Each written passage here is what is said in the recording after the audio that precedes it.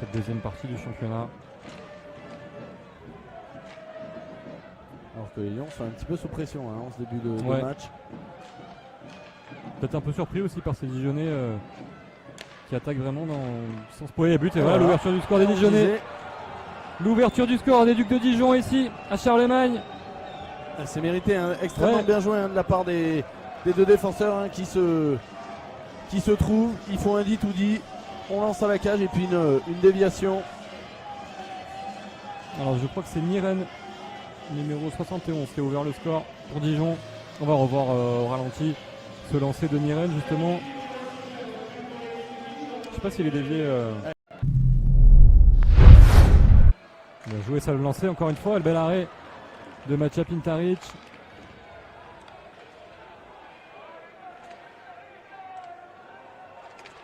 Voilà, attention, 2-0. Deuxième but.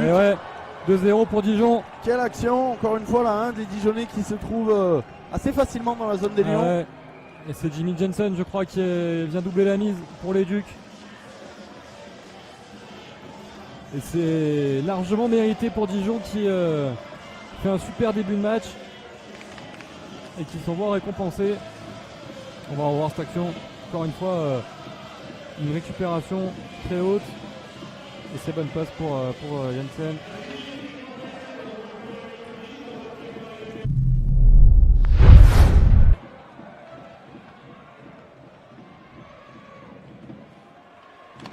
La bonne récupération là de Takak. Il y a mon coup à jouer avec Fleming dans l'axe. Fleming et voilà. Et la réduction du score des Lions. Signé Scott Fleming. Et on le disait, hein, Takak Fleming, c'est la doublette magique pour les Lions cette saison. Une perte importante hein, du côté de Dijon là, dans la zone qu'il ne faut pas. Je crois que c'est Fabien Mété hein, qui perd ce palais et face à une ligne comme ça pardonne pas. On va ralentir. Quelle passe de Takak, hein, superbe passe. Ouais, pleine de lucidité. C'est le Takak qui va trouver Fleming au deuxième poteau et qui lui va tranquillement aller battre le gardien dijonnais. La récupération de Lixberg.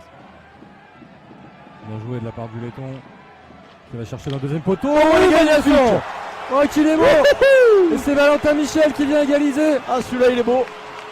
Superbe action là, de Mix Lixberg qui va trouver Valentin Michel. Et ça va lui faire du bien. Ça faisait un petit moment, je crois qu'il n'avait pas marqué. Valentin Michel, et quelle passe hein, de Lixberg. Regardez. Super conclusion. Valentin Michel hein, qui se défait juste à temps du marquage. Et ça va être récupéré par Scott Fleming. Qui a débordé là-bas, attendez une solution, deuxième poteau, c'est bien joué. Le but. Alors de qui c'est Mikiewicz n'a pas l'air de célébrer, donc c'est peut-être Scott Fleming. Je crois que c'est le défenseur toute l'année surtout. It's a home goal. Allez, je crois bien. Oh, tu aurais pu répondre en anglais. C'est vrai. Et bravo, en tout cas c'est 3-2. Ça fait 3-2 pour les Lions, et but qui sera accordé, je pense, à Scott Fleming. On va revoir au ralenti, mais je crois bien que c'est le défenseur. Il me semble, parce que Mikiewicz ne célèbre pas forcément le but. On va voir.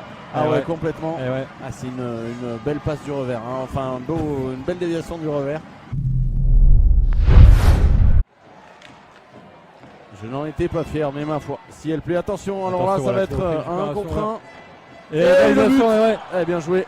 Super bien joué de la part des Ducs de Dijon. Et c'est Jensen, hein, Jimmy Jensen, vraiment le joueur le plus dangereux ce soir. On l'a dit, on l'a répété, joueur très en forme. Et les Ducs de Dijon qui ne vont pas lâcher hein, jusqu'au bout. Non, surtout si on leur fait des cadeaux comme ça. Et ça fait 3 partout donc.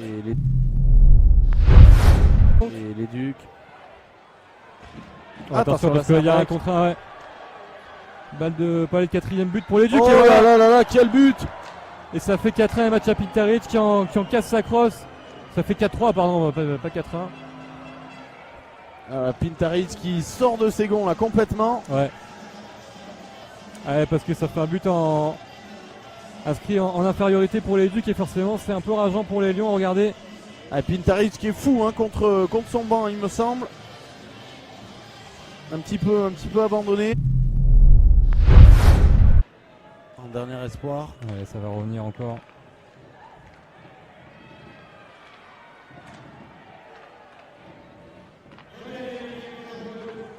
lancé encore, et le but, voilà. Le but d'Edwards et le 5e but des Dijonais qui va sceller leur victoire ici à Charlemagne.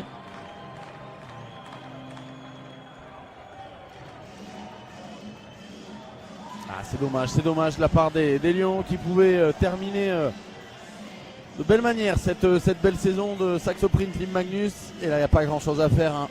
Edwards qui est complètement seul, on va le voir. Et là, le lancer frappé.